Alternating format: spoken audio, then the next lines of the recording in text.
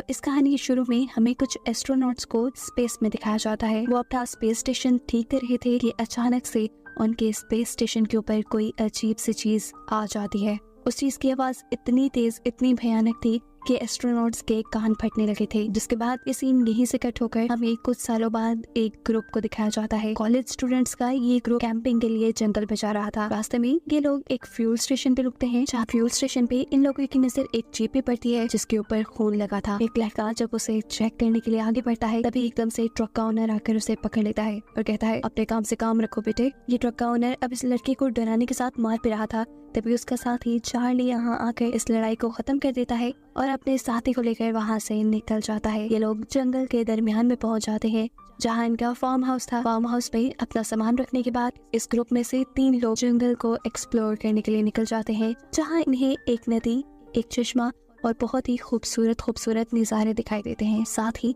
इन्हें एक छोटा सा हट पे मिलता है जिसके अंदर ये तीनों जाने का फैसला कर लेते हैं। अंदर जाने पे इन्हें मरे हुए जानवरों के बहुत से सर मिले थे और इससे इन्हें अंदाजा हुआ था कि ये हट एक हंटर का है, एक शिकारी का। थोड़ा अंदर जाने पे लड़की देखती है कि इसी हट के अंदर आर्मी के कम्युनिकेशन टूल्स भी हैं, जिन्हें देखकर ये हैरान हो जाते हैं।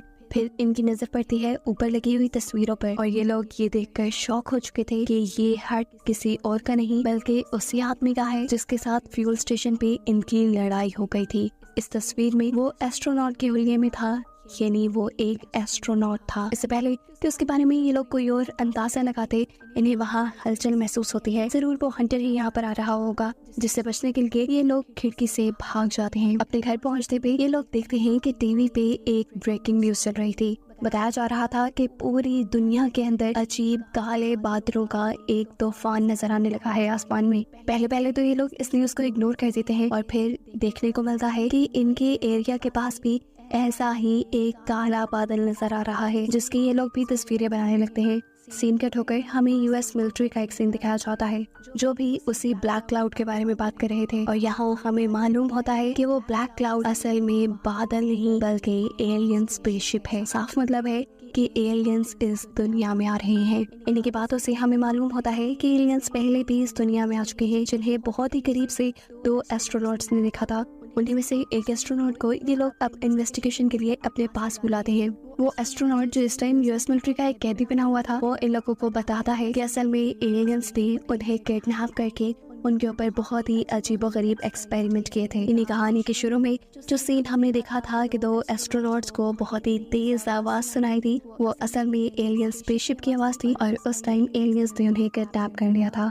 फिर अपने एक्सपेरिमेंट पूरे करने के बाद एकदम से एलियंस ने इन्हें छोड़ दिया और ये लोग वापस अर्थ पे आ गए। अर्थ पे आने के बाद इन्होंने हर इंसान को अपने ऊपर होने वाले एक्सपेरिमेंट्स के बारे में बताया। उनके बारे में न्यूज में भी खबरें चली, लेकिन लोगों को लगा कि ये दोनों एस्ट्रोनॉट पागल हो गए हैं, ये लोग झूठ बोल रहे हैं। किसी ने भी उनकी बातों पे यकीन किया ही नहीं। खैर सीन दोबारा प्रेजेंट में शिफ्ट होते हैं और वो एस्ट्रोनॉट अब अपनी कहानी ही यूएस मिलिट्री को सुना रहा था। इसी दौरान उन्हें मिलिट्री ऑफिस के ऊपर भी कुछ शोर सुनाई देता है और मालूम होता है कि एक एलियन शिप इनके मिलिट्री बेस के ऊपर है। सीन कट होकर हमें जंगल में दिखाया जाता है कि स्पेसशिप के अंदर से एक ग्रीन कलर का शटर बाहर निकला है। जंगल में मौजूद हंटर भी दूर से सब देख रहा था।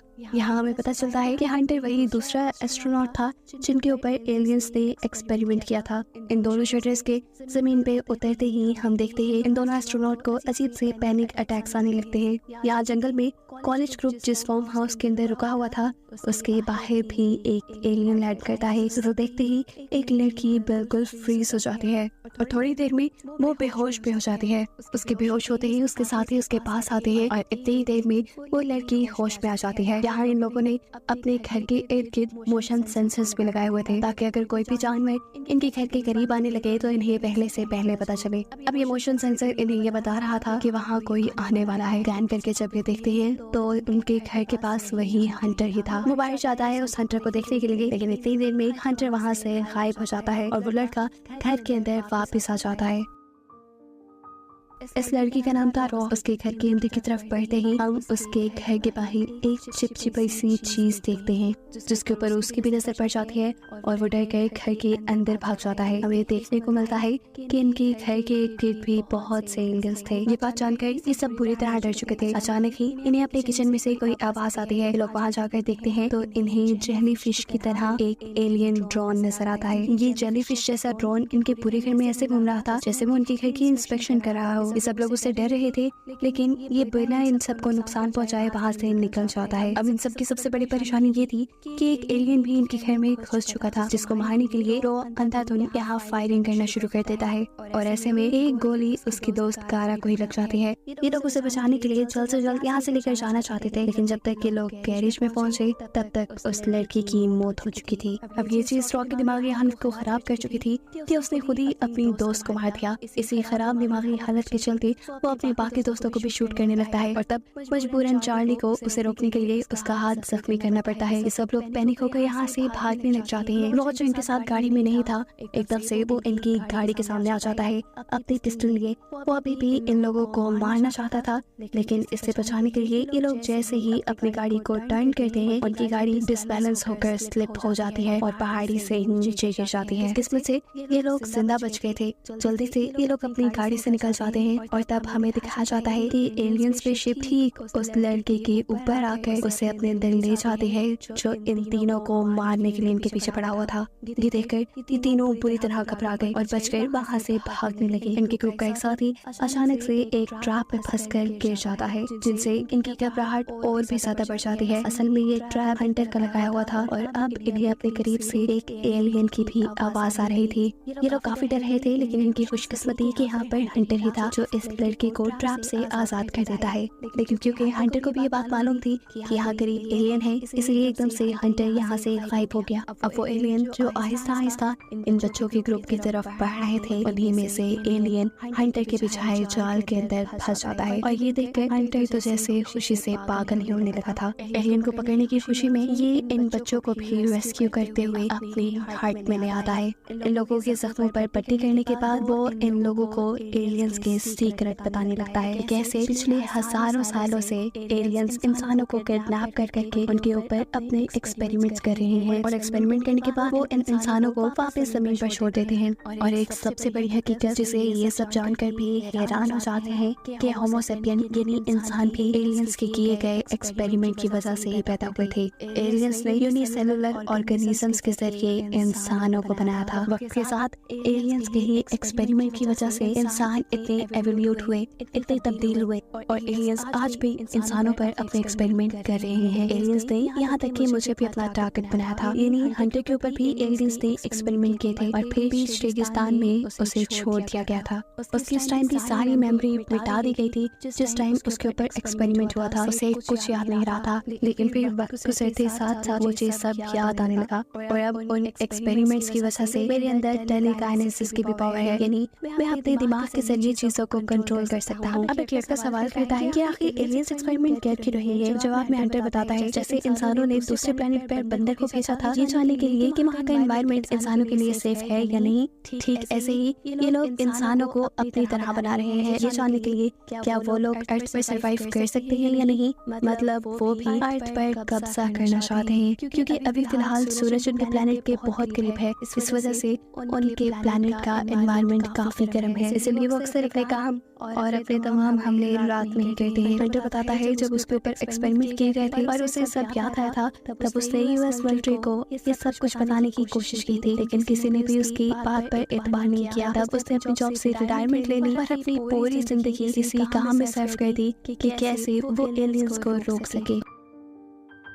उसके रिसर्च के मुताबिक उसे पहले ही मालूम था कि आज ही के दिन एलियंस इस दुनिया में आएंगे और बहुत सारे इंसानों को अपने जैसा बनाने के लिए किडनैप करेंगे। अब क्योंकि हंटर के हाथ भी एक एलियन लग चुका था वो अपना बदला लेने के लिए उसके ऊपर भी एक्सपेरिमेंट करने का सोचता है। लेकिन इससे पहले कि वो ऐसा करता जहाँ पर एक दूसरा एलियन अपने ड्रोन के साथ आ जाता है वो इतनी बुरी आवाज निकाल रहा था कि इन सबका सर और कान फटने लगे थे, खास तौर पर हंटर के क्योंकि उनके ऊपर एलियन ने एक्सपेरिमेंट किया था और उसे टॉर्चर करने के लिए ये एलियन ये साउंड निकाल रहे थे। तंग आकर ये तीनों बच्चे हंटर के इस हट से निकलने का फैसला करते हैं, लेकिन उनका एक साथी जो बहुत ही ज्यादा जख्मी था वो इनके साथ भाग नहीं पाता, इसलिए उसे वो इसी हट में छोड़कर बाकी दो लोग बाहर निकल आते हैं। आगे आने के बाद एलियन का स्पेसशिप उन्हें अपने अंदर खींच लेता है। दिखाया जाता है कि चार्ली को जब होश आया तो उसने अपने आप को एक ऐसी जगह पर पाया जहाँ पर बहुत से और इंसानों को भी रखा गया था और उसकी निगरानी कर रहे थे एलियन ड्रोन। किसी तरह अपने आप को इस जगह से निकालने के बाद वो अपनी दोस्त एनी की तलाश में निकल जाता है और उसे यहाँ अपना साथ ही रहनी भी मिलता है, जिस जख्मी को ये लोग उस हट से उठाकर यहाँ पर ले आए थे और अब उसकी आधी बॉडी को इन्होंने मशीन में बदल दिया था। ये देखकर उसे बहुत दुख होता है। वो थोड़ा ही आगे बढ़ता है तो उसे देखने को मिलता है कि एलियंस इंसानों के दिल के ऊपर भी एक्सपेरिमेंट कर रहे थे। थोड़े ही आगे जाने पर उसे अपने बाकी दोनों साथी भी नजर आते हैं जिनकी भी हालत रेनेंट की तरह ही थी। उनकी भी बॉडी के निचले हिस्से को बिल्कुल मशीनों में बदल दिया गया था। यहाँ उसके दोस्त एनी के साथ भी यही करने वाले थे। इन्हें उसकी आधी बॉडी को मशीन में बदलने ही वाले थे, लेकिन ठीक वक्त पे चार्ली एनी को बचा लेता है और इस चीज की भनक एक एलियन को पहुंचाते हैं। एलियंस उसे पकड़ लेते हैं और उसे भी बेहोश कर दिया जाता है। थोड़ी देर बाद हमें दिखाया जाता है कि एलियंस उसे मशीन में चकरे हुए उसके ऊपर भी अजीब तरह से एक्सपेरिमेंट करने लगे थे, जिनके चलते चार्ली बेहोश हो गया था। उसे होश आया तो उसने अपने आप को अर्थ में पाया। उसके जिस्म पे कोई कपड़े नहीं थे और उसकी बॉडी पे बिल्कुल वैसा ही मार्क था जैसा हंटर की बॉडी पे था। एलियंस ने उनके ऊपर एक्सपेरिमेंट करके उनके ऊपर स्टैंप लगा दी थी। उसके पास उसके तय हुए कपड़े रखे थे जिन्हें वो उठाकर पहन लेता है और आगे जाने पर उसे अपने दोस्त एनी भी इसी हाल में मिलती है। वो भी बिल्कुल ठीक थी और उसके ऊपर भी एलियंस का स्टैंप लगा हुआ था। एनी नहीं बल्कि पूरा ग्रुप उन्हें इसी जंगल में मिलता है। इसी हाल में ये लोग कपड़े पहनकर दोबारा मिल जाते हैं और अपने फार्म हाउस पहुंचते हैं, जहाँ न्यूज़ के जरिए इन्हें पता चलता है कि पिछली रात बहुत सारी एलियन स्पेसशिप दुनिया में उतरी थी। उन्होंने बहुत सारे इंसानों को किडनैप किया और फिर उन इंसानों को वापस अर्थ पे छोड़ दिया। इंसानों के जिस्म पे एलियंस ने मार्क छोड़ दिए हैं और अगर कोई एक्सपेरिमेंट या कुछ भी इंसानों के साथ किया गया है तो उसके बारे में इंसानों को कुछ याद नहीं। एलियंस तो अपने प्लेनेट पे वापस लौट रहे थे, लेकिन अब न्यूज़ में ये बताया जा रहा था कि इन इंसानों को यूएस मिलिट्री वाले अब दूसरे इंसानों के लिए खतरा मान रहे थे। इसलिए यूएस मिलिट्री इन सभी इंसानों को पकड़ने का ऑर्डर दे देती है। ये लोग भी जानते थे कि इन लोगों को भी जल्दी पकड़ लिया जाएगा क्योंकि इन सबकी बॉडी पे भी एलियंस के निशान थे। मिला है कि ये लोग अपने घरों के लिए निकल जाते हैं, लेकिन रास्ते में ही पुलिस इन्हें रोक लेती है। अब तो ये पकड़े ही जाते। इससे पहले कि सब उन्हें पकड़ने पे चार्ली वक्त रहते ही अपने अंदर की टेलीकिनेसिस पावर को ऑब्जर्व कर लेता है और इन्हीं पावर्स का इस्तेमाल करते हुए पुलिस ऑफिसर की गन को उनके हाथ से छीनकर खुद पकड़ के उनके ऊपर हमला कर देता है। उसकी फायरिंग के जवाब में पुलिस वालों ने भी यहाँ फायरिंग की थी, जिसके चलते उसके काफी सारे साथी मारे गए थे और इसके बदले में चार्ली ने भी उन सारे पुलिस ऑफिसर्स को मार दिया था। यहाँ जख्मी हुई उसकी दोस्त एनी एकदम से अपने आप को खुद ठीक कर लेती है, यानी उसके अंदर हीलिंग की सुपर पावर आ चुकी थी, जिसके बाद वो उठकर अपने सभी साथियों को भी हील कर देती है और ये सब भी जिंदा हो जाते हैं। और ऐसे हमें मालूम होता है कि ये लोग इमॉर्टल हो चुके हैं, यानी ये अब कभी नहीं मरेंगे। कहानी के आखिर से हमें दिखाया जाता है कि वही काले बादल जिसके अंदर से एलियन स्पेसशिप निकली थी वो अब अर्थ के ऊपर मंडरा रहे थे, जिन्हें इन दिनों ने देख लिया था और इन्हीं को दिखाते हुए कहानी यहाँ खत्म हो जाती है।